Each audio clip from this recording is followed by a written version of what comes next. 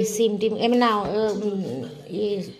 কাটো এ নাও, সবজির তরকারি একটা দাও, কুমড়ো টুমড়ো রেখেছি।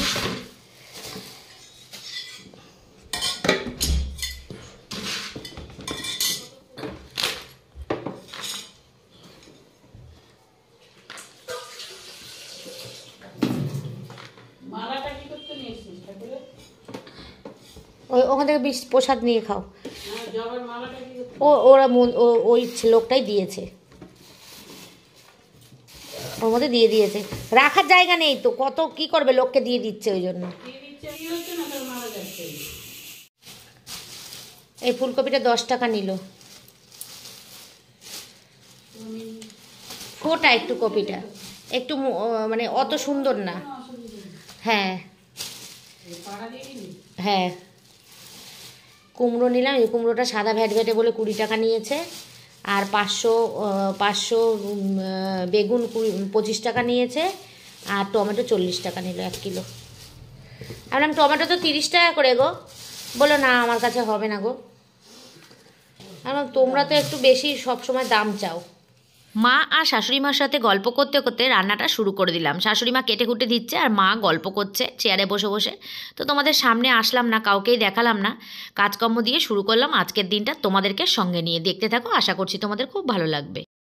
গুড মর্নিং এভরিওয়ান, আশা করবো তোমরা প্রত্যেকেই ভালো আছো আর সুস্থ আছো, আমিও ভালোই আছি। আজকে শুক্রবার, হ্যাঁ আজকে শুক্রবার, আর এখন বাজে শুক্রবারের সকাল 11টা, হ্যাঁ 11টা বাজতে 5 মিনিট বাকি।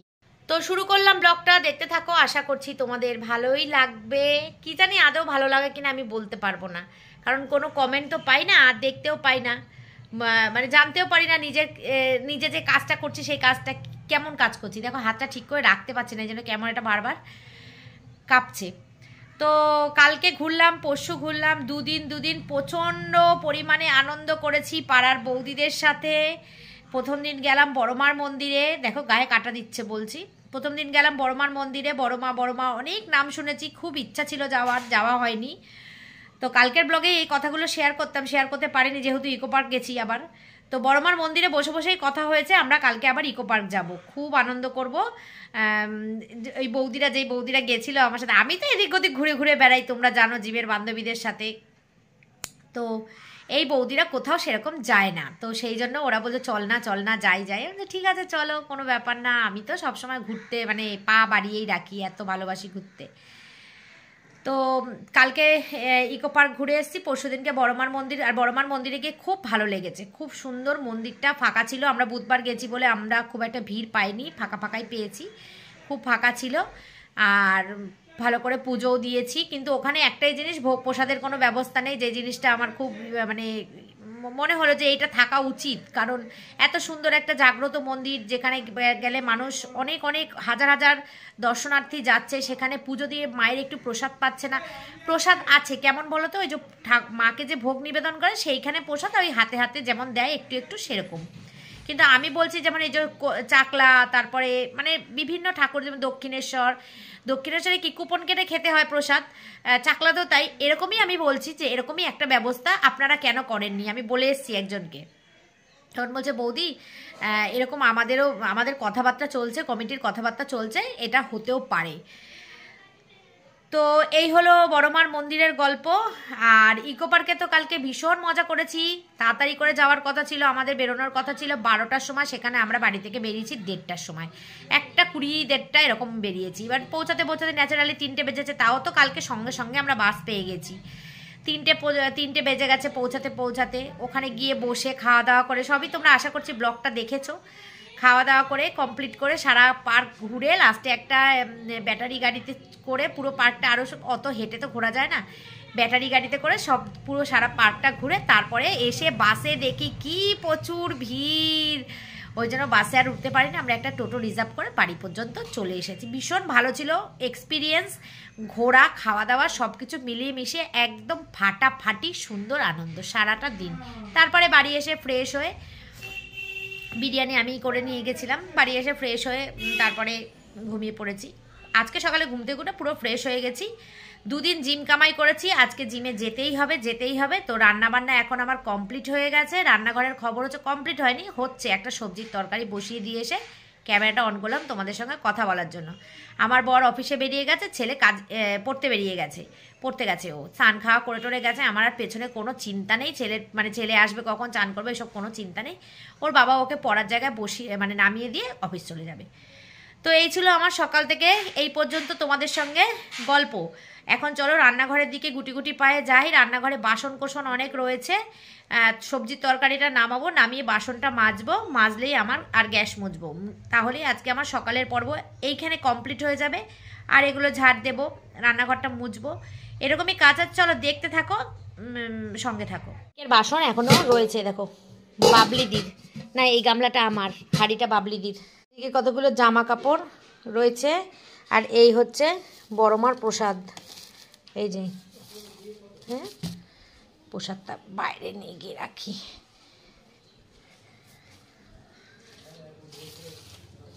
ধূপকাঠিটা বলেছে মন্দিরে জ্বালিয়ে দিতে। চুনরিটা আমি কিনেছিলাম, চুনরিটা রাখি।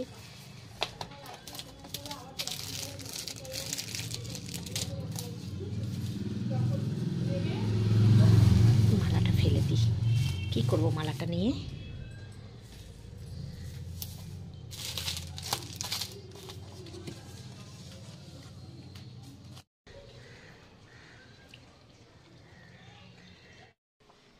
এটাকে একটা টিফিন কারির মধ্যে ভরে ফ্রিজে রাখি, না নষ্ট হয়ে যাবে।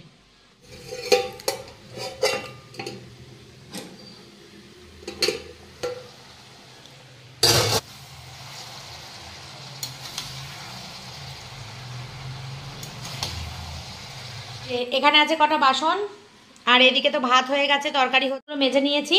আর এখানে রান্না হয়েছে এই যে আমুদি মাছের এখনো ধোয়া উঠছে, পেঁয়াজ কলি আলু বেগুন দিয়ে ঝাল চচ্চড়ি, সরি। আর এখানে আছে ডাল। আর বড়ার ছেলে খেয়ে বেরিয়ে গেছে তো বললামই। আর আমি খাবো এখন হচ্ছে একটা কলা। অবস্থা দেখেছো, ডিমটা নিয়ে এসে কোথায় রেখেছে, খেয়ালই করিনি আমি, এক্ষুনি পড়ে যাচ্ছিল। আর এদিকে এগুলো তুলতে হবে। ধনে পাতা দিয়েছে এক গাদা, না নিলেও না এরা জোর করে দিয়ে দেয়। কি বলবো বলো তো, কিচ্ছু বলার নেই। আসল কথা রোজ রোজ সবজি কিনি তো দোকানে গিয়ে, ওই জন্য ভাবে দিয়ে দিই জোর করে বৌদিকে। যাকে রেখে দিই। আর এইগুলো হচ্ছে পিকনিক করতে গিয়ে এনেছিলাম সেই ধনে পাতাগুলো। চলো, এখানে আছে সেই কটা পুঁই শাকের ডাঁটা মা দিয়ে গেছিলো, সেই পড়েই রয়েছে। আমার মা দেখলেই রাগ করবে।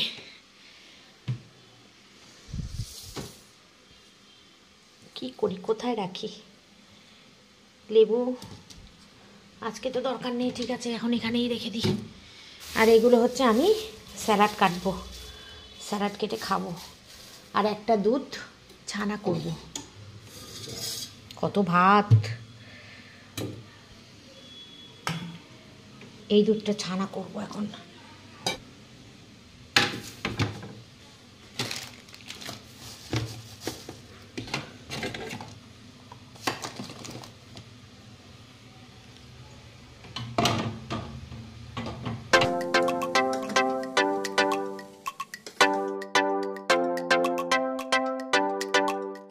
দেখো মোচা আর থোর, এটা মায়ের সামনে একটা জমি আছে ফাঁকা, ওইখানে হয়েছিল, মাই লাগিয়েছে গাছটা আর কি। সামনে যে ফাঁকা জমিগুলো থাকে, বাড়ি করে আসেনি লোক এখনো, ওই জমিতে হয়েছিল। ওরা বেজে গেছে এখন 12টার 7, এদিকে আমি দেখো সব কমপ্লিট করে নিয়েছি। আর এখানে একটু স্যালাড কেটে রেখেছি, এই যে শসা আর টমেটো আর একটা লেবু নিয়েছি, এটার মধ্যে বিট নুন দিয়ে মেখে খাবো। আর এদিকে করেছি হচ্ছে ছানা, এই দুটো থাক। আর এইগুলো দেখছো যে এইগুলো হচ্ছে এইটার মধ্যে ছিল, এগুলো এখান থেকে বের করে রেখেছি। এগুলো নোংরা না, জমে গেছে, পরে ধোবো, ভালো করে মাজবো, গরম জল দিয়ে সার্ফ দিয়ে পরিষ্কার করব। এদিকে রান্নাবান্নার বাসন কোসন সব গোছগাছ হয়ে গেছে।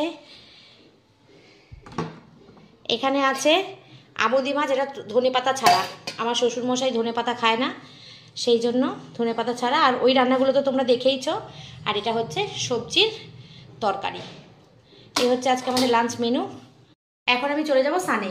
এখন নিচের কী কাজ আছে আমি জানি না, নিচের কাজগুলো করব, করে একদম স্নান করে লাঞ্চ করব হচ্ছে সবজির তরকারি, স্যালাড আর ছানাটা। এটা খেলেই আমার পেট ভরে যাবে, আর লাগবে না কিছু। সবজি তরকারি একটু বেশি করে খেয়ে নেবো। আজকে ওটসে রুটি করতেও ভালো লাগছে না, ডালিয়া করতেও ভালো লাগছে না, কিচ্ছু করতে ভালো লাগছে না। আজকে কিচ্ছু খাবোও না। ওই ঠাকুরের প্রসাদটা খেয়েছি, একটা কলা খেয়েছি, ব্রেকফাস্ট হয়ে গেছে। আর এখন ওই তরকারি, স্যালাড আর ছানাটা খেলেই হয়ে যাবে। চলো চান করে আসি, বেলা অনেক হয়েছে, 12টা 10 হয়ে গেছে। আমার 12:30টার মধ্যে টোটাল কমপ্লিট করতে হবে। এখন নিচে কি বন্যা বইছে ঠাকুরই জানে, আর আমি বলতে পারবো না। কারণ নিচে আমি যে চান উপরে এসছি সকালে, মুখ হাত পা ধুয়ে আর নিচে যাইনি। চলো যাই, নিচে যাই, দেখি নিচের কি পরিস্থিতি। আবার যাচ্ছে দুধ নিয়ে, দুধওয়ালা কাকু দুধ দিয়ে গেছে, সেই দুধ। ভেবেছিলাম তাই, নিচের ঘরটার কি অবস্থা আমার। টাইমে উঠলে কিন্তু আমি গুছিয়ে দিয়ে যেতে পারি, টাইমে উঠবেও না, আর আমাকে মানে এরমভাবে ফেলে রাখবে। কি বিরক্ত লাগছে দেখে। এই যে সব গোছগাছ কমপ্লিট করলাম।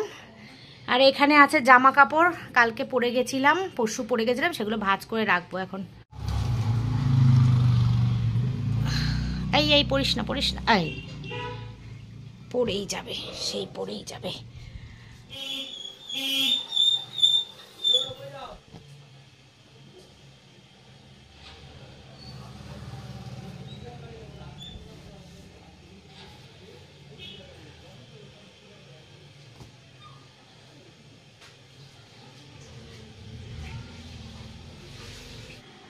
এই গুছিয়ে নিলাম। দুটো চার্জার ওখানে পড়ে রয়েছে, আর ইস্ত্রিটা এখানে রয়েছে, ইস্ত্রিটা পরে নিচে রাখবো। আর ওদিকে বসিয়ে দিয়েছি হচ্ছে আমি গরম জল। এর বই খাতা যতই গুছাই না কেন এরকমই থাকে। ছেলেটা না আমার কিচ্ছু গুছিয়ে রাখতে দেয় না। দেখো, প্রথমে এই তাক ছিল, তারপরে এখন এই তাক হলো, তারপরে এখন আবার এই তাক হয়েছে, সবটা ওর লাগছে। নিচেও আছে দেখো, পুরো শোকেসটাই ওর বই খাতা। এই যে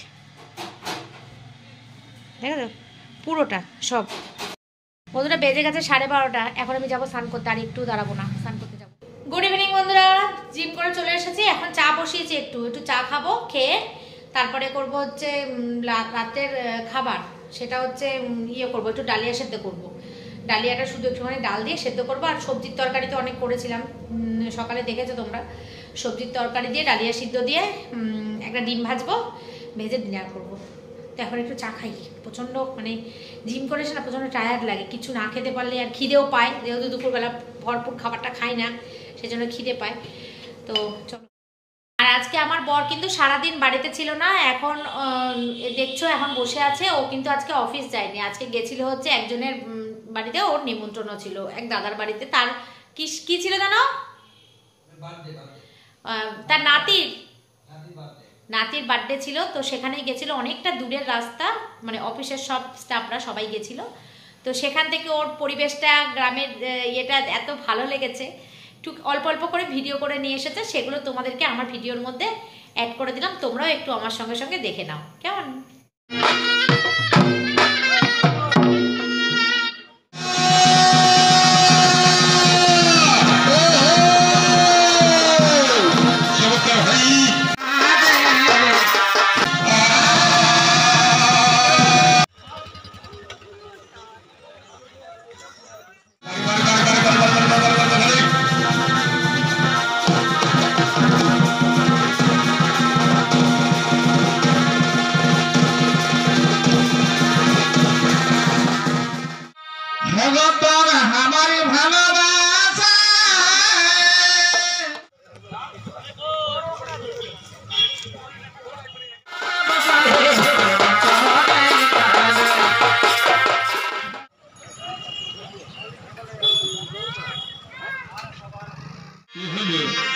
আজ ভালোবাসা বাসাই গেল তোরে কাহার।